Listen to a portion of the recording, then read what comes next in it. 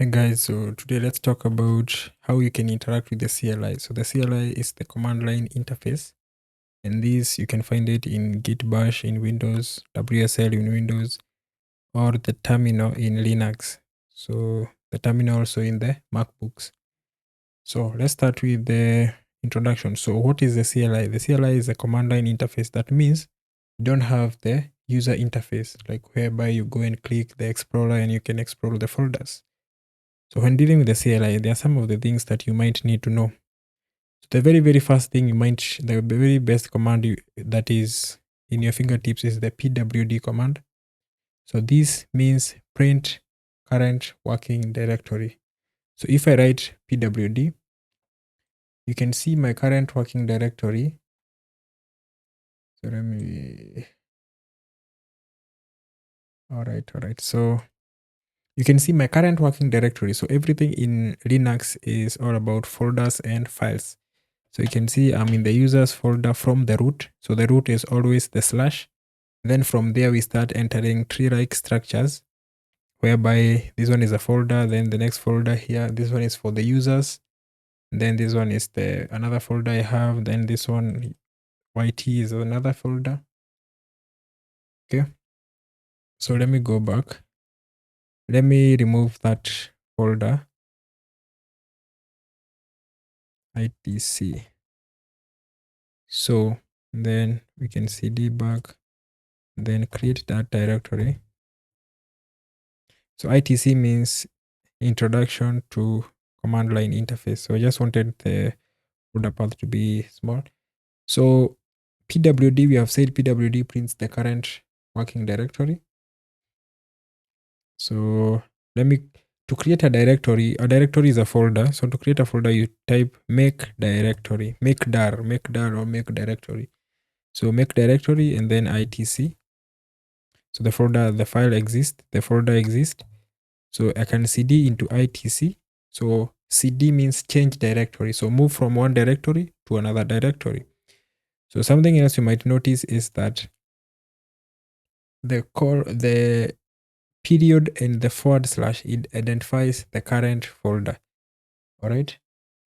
So this one identifies the current folder. So in my current folder that is called ITC, we can add some files. So to add a file in Linux, you just do touch and then the file name. I can create a file called test.txt. And then to list the files in a folder, you use the ls command. And then you can see the command that is present. So we have learned some few things. We have learned how to change directory. So there's another command that right now, if I print the current working directory, I'm inside users, TechWithTwin, code, and then intro to command line. If I want to go back, there is a shortcut. If I want to go back, we said that this one basically means the current directory. So if we append another dot, then this one goes back the previous directory. So if I print current working directory, you can see now from here I was inside code ITC, and whenever I change directory backwards, I went to the code. So that means I can continue doing that. I can cd backwards. That one is going back to the previous folder, to the adjacent folder, and then I can go back again. So that means this one will push me from code backwards to TechWithTwin and then backwards to the users. You can see now I'm in the users, right? So that's another thing you might realize. So there's another shortcut to go to the home directory of a person. So this one is a user. So in case I add a new user to this terminal, this user will be, they can go ahead. If I ls here, you can see I only have one user. If I create another user, they will have their own folder. And then that folder will contain all their data, their folders, their files, everything. So TechWithTwin here is my current user's home directory. There is a shortcut to go home where is cd and then you press the tilde key. So the tilde is just adjust the previous to the one key in the keyboard. So if you do cd tilde, you go back to your home directory, and then you can see the home directory is always has this tilde value. So if I print this, you can see I'm in users and then TechWithTwin. So if you want to go back to the code and then intro to command line, we can do cd to code, right? Then we can cd back. We said cding back, we use 2 dots because the first dot is the present directory. So if you add another one, it goes back one directory up. So currently we're in the home directory. You can cd more than one folder by saying we can cd the code and then we append the ITC. So we can go directly to the ITC. Another shortcut is called the control and then L key. This one is used to clear the terminal. Or you can write clear and then it will clear the whole terminal for you to start working with a new window. So we have looked at some few. So we said ls lists the folders and files inside there. There is another thing you might realize is that the ls does not show the hidden files. So let's create a hidden file. A hidden file is a file that starts with a period. So we say .env maybe. So if I ls, I cannot see that file because it's hidden. So to see all the files, even the hidden ones, you say ls-a, and then -a is a flag. So a flag is used to modify or to add functionality to a command. So we say ls-a, which means ls-all. So you can do that, and then you can see all this. So you can see the dot, and you can still see these 2 dots. This one means the current folder. This one helps you go back to the previous folder, and then you can go back until you want. So something else you might notice is that these are aligned one by one, following each other. If you want them to be in each line, you just add another flag called ls-l. And then you can see now, let's do ls-all like that. You can see too much details of that. And then there's another one. So ls dash, let's see the dash h. So ls dash, you can see all. So let me move this. You can see now this one shows you everything, all the details, when it was created, who owns it, and their permissions. All right. So let's continue. So we have seen how to create a file. So if we ls, we can see you only have one file. To remove a file, you use the rm command. So you say rm and then the file name. So rm removes a file. So how do we remove a folder? Let's create a folder. We said creating a folder, use the make directory mkdir and say my folder. And then we ls, you can see now our folder, and then you can see still the folders have a different color. So to delete a folder, you cannot do rm. So let me show you. Rm does not remove a folder. If you want to remove a folder and you just add a flag, so we can say rm-r. So the -r means recursive. So it goes ahead and removes the folders, files inside that folder. And then you can see we remove that folder. So something else you might notice is that let's create a folder that is very long. So we can say my very long folder. So how can we cd inside that folder? The first thing would be to type manually all that stuff, all that file name. Let's cd back. The other thing is to use the auto completion. So we can say cd and then press tab. If there is only one file or folder, the autocomplete will complete this one for you. All right. So if we only have one folder,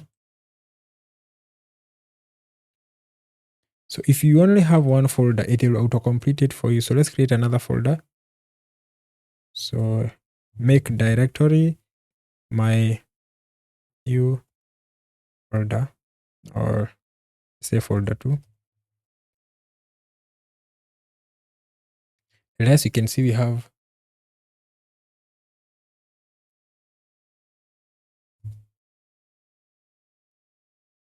so there's another command. So if you do ls dash, you can append more than one flag, and this is how you add them together.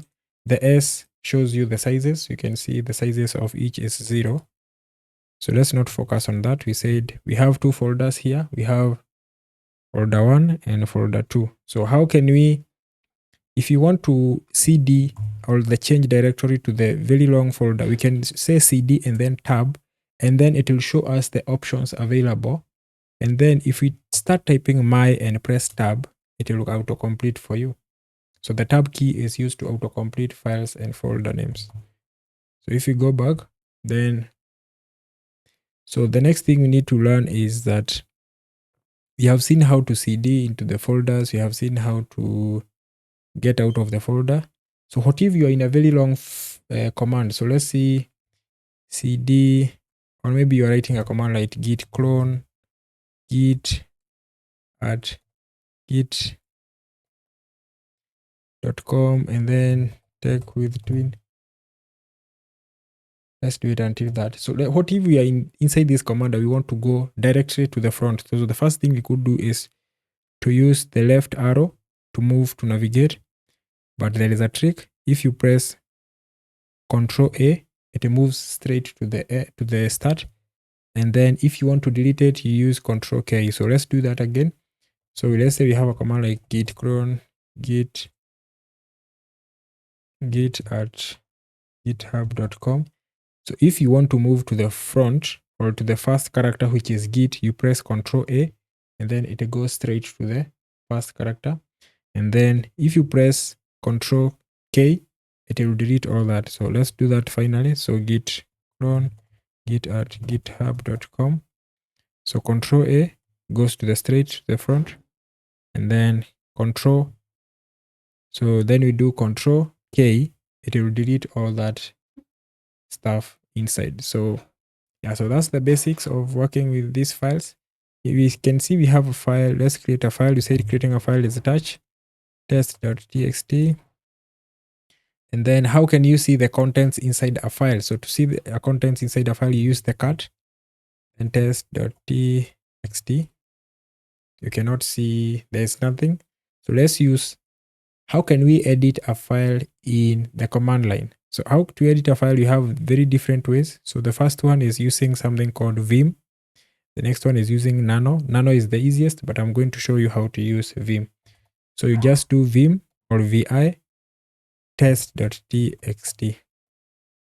I'll show you the basics of Vim. So when you do that, you'll enter into this command or this text editor, whereby there are so many memes about this because people ask, how do you quit out of Vim? So to quit out of Vim, you use the colon and then Q. You get out. So let's do it again. Test.txt. So we can get out. How can we put text? So you need to get into something called an insert mode. So to insert, you press I, and then you'll see insert on the bottom. And then here I can type something. So I can type, hey, it's me now. So how to exit out of Vim whenever you write? You press escape to get out of insert mode, press colon, and now you're not going to write quit. We are going to write quit. We write and quit. So now if I cut test.txt, we can see now it have something. So we can go back into Vim and say Vim text.txt, get into the insert mode.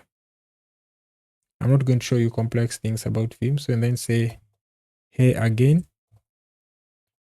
So what if you make a change, you escape? What if you make a change and you want to get out very, very quickly? You don't care about writing, you don't care about what? You cannot just use the quit because it will say there's something written in the command line or in the text editor. So what you do, you press colon, quit, and then add the bang key. So the bang means get out no matter what. And then you can see we get out. And then if we cut test.txt, we can see now it still has what we had, but it doesn't have whatever was missing. So that's the basics of working with the command line. And as a bonus, so we have learned about ls, shows the files. We have learned about rm, which removes a file. We can move the text.txt. ls again, it's gone. To remove a folder, you use rm-r, my very long folder. So, and something else that occurs, let's cd into folder 1, folder 2, and then touch test.txt And then we can create a directory here and say my folder, my F. Then we can see debug, and then we try to rm-r folder 2. It still gets out. So something that you might realize is that if a folder is very, very nested, sometimes it doesn't want to be deleted. So that's when you use the rm-r and then you add the force. So this one deletes no matter what. It will delete whatever you want to delete. Yeah, so guys, that's the basics of command line.